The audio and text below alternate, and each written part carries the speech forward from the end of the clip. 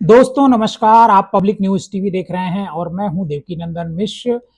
मऊ जो मुख्तार अंसारी के परिवार की एक तरीके से कहा जाए परंपरागत सीट थी, क्या उस सीट से अब अंसारी परिवार का कब्जा खत्म हो जाएगा? 29 साल से अंसारी परिवार ही मऊ सीट से एमएलए होता रहा है।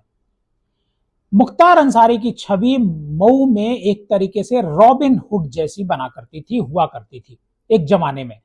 मुख्तार अंसारी को जब सजा होती है तो यह सीट उनके बेटे अब्बास अंसारी के लिए खाली होती है। अब्बास अंसारी वहां से चुनाव लड़ते हैं। बीजेपी बहुत सारी कोशिशें करती है, 17 में कोशिश करती है, 22 में भी कोशिश करती है, लेकिन बीजेपी उस सीट को नहीं जीत पाती है। यहां तक कि जो 24 का लोकसभा चुनाव होता है उसमें भी भारतीय जनता पार्टी वहां से चुनाव नहीं जीत पाती है, मतलब मऊ लोकसभा से।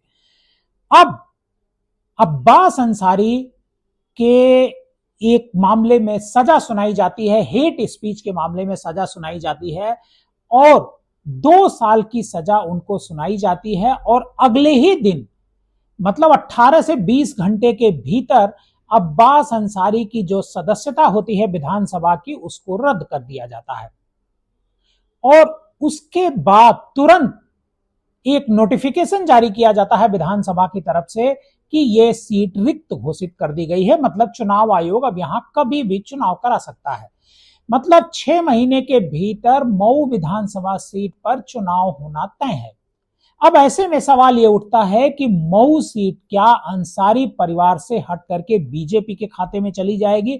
मतलब बीजेपी का कोई कैंडिडेट वहां पर जीत पाएगा उपचुनाव में? इसी बीच एक खबर यह आ रही है कि जो ओम प्रकाश राजभर हैं, जिनकी पार्टी से अब्बास अंसारी एमएलए थे, उन्होंने अपना दावा उस सीट पर ठोक दिया है। उन्होंने कहा कि चूंकि उनकी सीट थी इस वजह से इस सीट पर उनकी पार्टी का ही कैंडिडेट लड़ेगा।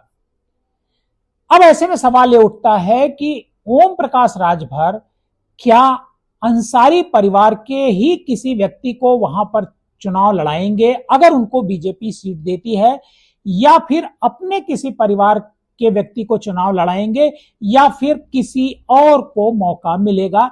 ये सब बड़े सवाल हैं। लेकिन आज की तारीख में सबसे ज्यादा अब्बास अंसारी की चर्चा हो रही है, मुख्तार अंसारी की चर्चा हो रही है, मऊ की चर्चा हो रही है और जिस तरीके से आनन फानन में सीट को रिक्त घोषित किया गया है उसकी भी चर्चा हो रही है।